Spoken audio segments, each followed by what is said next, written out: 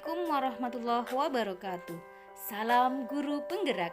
Saya Siti Maisaroh, CGP Angkatan 7 Kabupaten Banyuwangi akan menyampaikan modul 1.1.8 koneksi antar materi atau kesimpulan dan refleksi dari Ki Hajar Dewantara. Apa yang saya percaya tentang murid dan pembelajaran di kelas sebelum saya mempelajari modul 1.1? Murid diibaratkan sebuah kertas kosong yang dapat dibentuk sesuai dengan kehendak dan keinginan kita sebagai seorang pendidik atau guru. 2. Pembelajaran yang bersifat teacher-centered, yaitu pembelajaran didominasi oleh guru untuk memenuhi target kurikulum. Pembelajaran yang masih bersifat hanya mentransfer ilmu pengetahuan dan berbasis kompetensi pengetahuan kognitif tanpa memikirkan keterampilan prosesnya. Selain itu, guru hanya menganggap bahwa dia lebih tahu segalanya daripada siswanya. Yang ketiga, pembelajaran bersifat satu arah, belum berdiferensiasi, yang menganggap kemampuan siswanya harus sama tanpa memperhatikan keunikan dan kemampuan yang lainnya. 4. Pembelajaran yang kurang maksimal dalam pemanfaatan ruang belajar terbuka dan media sekitar. Yang kelima, pembelajaran yang kurang terintegrasikan dengan kearifan budaya lokal dan nasional.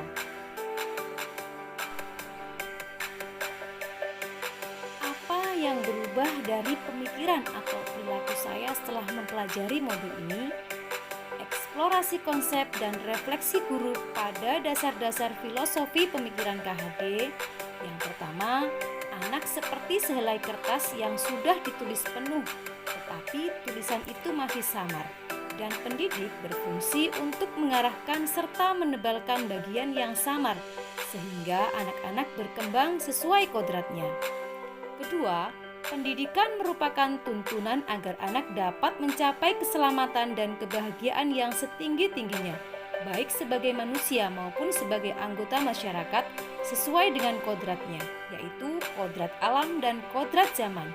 Dalam menuntun laku dan pertumbuhan kodrat anak, KHD mengibaratkan seorang pendidik sebagai seorang petani. Petani yang menguasai proses bercocok tanam, menyiapkan lahan yang bagus, memberikan pupuk dengan tepat, mengairi dengan bagus, membasmi hama, menjamin kadar sinar matahari untuk pertumbuhan padi, sehingga tanaman padi bisa tumbuh sesuai potensi. Hal ini sama halnya dengan pendidik terhadap peserta didik, sehingga dapat berkembang dengan maksimal sesuai dengan potensinya.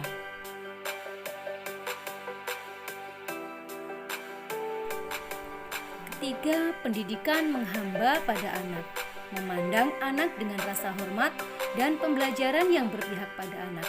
Pendidikan hendaknya menuntun anak untuk memberikan kebebasan dalam belajar, sehingga menciptakan merdeka belajar. Keempat, pendidikan adalah taman bermain, kegiatan pembelajaran yang menyenangkan, bisa di dalam kelas maupun di luar kelas. Kelima, pendidikan adalah persemaian benih-benih kebudayaan yang menghasilkan budi pekerti, olah cipta, olah rasa, olah karsa, dan olahraga yang luhur serta kebijaksanaan. Keenam adalah trisentra pendidikan, yaitu perlibatan sekolah, orang tua, dan masyarakat dalam proses pendidikan. Pembelajaran yang segera saya terapkan agar kelas saya mencerminkan pemikiran KHD. Yang pertama, dengan merancang pembelajaran berpusat pada peserta didik dengan mengedepankan karakter profil pelajar Pancasila yang diintegrasikan dengan model pembelajaran inovatif, kooperatif untuk membentuk kemampuan kolaboratif dan komunikasi. Kedua, peserta didik belajar di dalam kelompok sesuai dengan minat potensinya. 3. Manfaatkan lingkungan sebagai sumber belajar.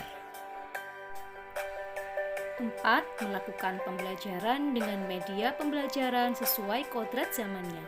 5. Guru harus kreatif dan inovatif menciptakan pembelajaran yang menyenangkan. 5. Mengutamakan pendidikan karakter.